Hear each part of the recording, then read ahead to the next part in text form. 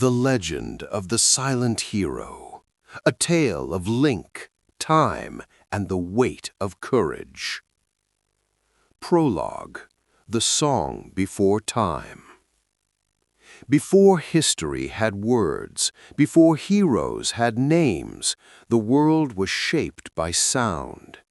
The goddesses sang the land into being. Mountains rose where notes lingered. Rivers flowed where melodies softened. And at the heart of it all, they left behind a sacred echo, the Triforce, a divine balance of power, wisdom, and courage. But the goddesses knew something fragile lived within creation, mortals. And so they whispered a warning into the winds. When balance is broken, when darkness devours hope, the spirit of courage shall awaken. Not a king, not a god, but a child who would never seek glory, a child who would speak little, yet whose actions would shape the fate of eras. Chapter 1. The Boy Without a Fairy. Within the emerald embrace of Kokiri Forest, where sunlight scattered like gold dust through ancient leaves, lived a boy who did not belong. The Kokiri children never aged. Their laughter rang endlessly through the trees, untouched by time or sorrow. Each child was given a fairy at birth, a glowing companion, proof of belonging, all except one. Link often sat alone near the roots of the great Deku tree, carving shapes into fallen branches with a dull blade. He listened more than he spoke. When others played, he watched. When they laughed, he smiled quietly, unsure how to join. At night, while the forest slept, Link dreamed. He dreamed of fire swallowing stone towers, of thunder shaking the sky, of a dark rider galloping beneath blood-red clouds, and of a princess staring at him through time, her eyes filled with fear and hope. He always woke with his heart racing. The Kokiri whispered behind him, "He's strange. He has no fairy.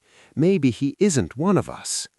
Link pretended not to hear, but the forest heard everything, and so did fate. Chapter 2.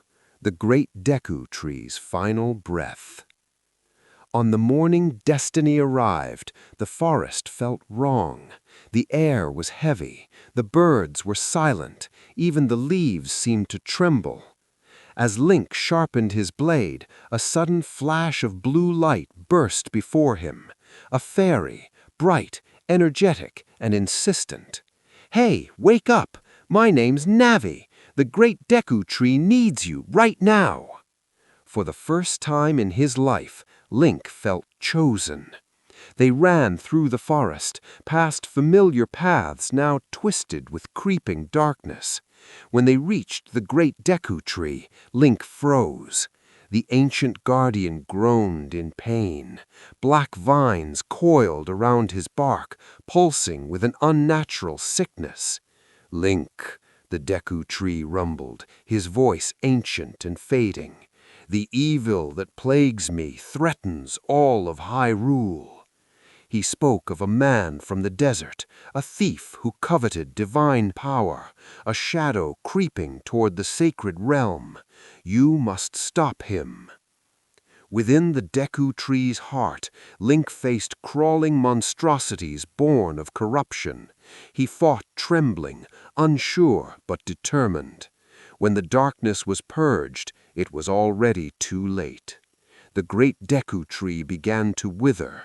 As he died, he gifted Link the Kokiri Emerald, a sacred stone, and the truth. You are not Kokiri. You are Hylian, destined for the world beyond this forest. Link wanted to scream, to beg, to stay. But heroes do not choose their beginnings. They endure them. Chapter 3. The Road Beyond the Trees. Leaving the forest felt like tearing out a piece of himself. The Kokiri watched silently as Link crossed the threshold they could never pass. Saria, his closest friend, pressed an ocarina into his hands. No matter how far you go, we'll always be connected. Beyond the trees stretched Hyrule Field, vast and endless. Wind rolled through the grass like an ocean.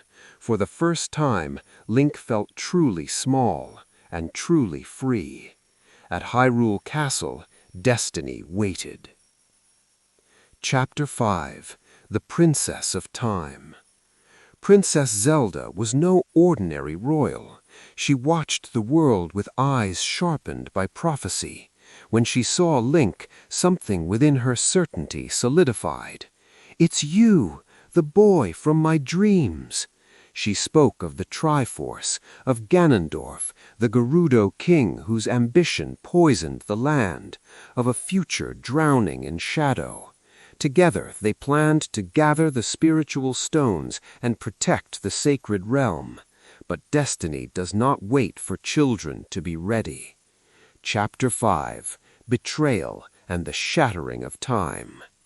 Ganondorf struck. With deception and brute force he pursued the Triforce. Zelda fled. Chaos consumed the kingdom. Link arrived too late. As Ganondorf seized the Triforce of power, the sacred realm twisted into a nightmare. To save Link, Zelda sealed him in the Temple of Time, where the Master Sword bound his spirit. 7 years passed. Chapter 6. The Hero Awakens. When Link opened his eyes again, he was no longer a child. His reflection was unfamiliar, taller, scarred, hardened. Hyrule lay broken. Monsters stalked villages. The castle floated above a chasm of hatred. Hope survived only in whispers. The hero of time had awakened. Chapter 7. Temples of Memory and Pain. Link traveled the ruined land, freeing temples overtaken by corruption. In the Forest Temple, he faced twisted echoes of his childhood. In the Fire Temple, he freed enslaved Gorons from burning chains.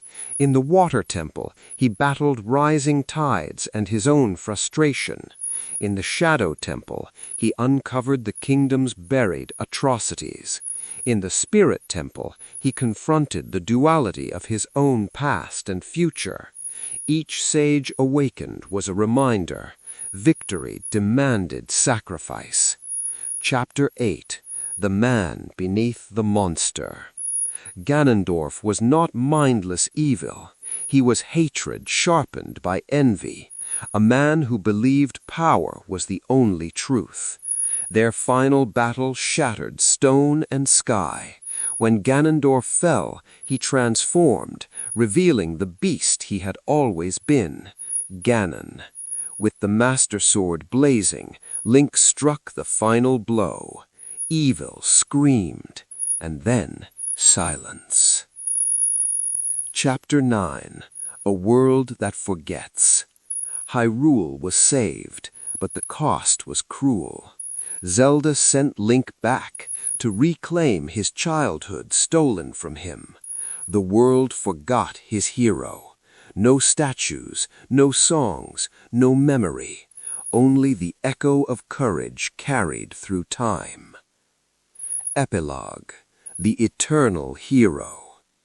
Some say when the wind stirs strangely, when evil gathers once more, when hope fades to embers, a boy in green will rise again, silent, steadfast, unyielding, because courage is not loud. It does not boast. It does not demand praise. It simply stands when all else falls.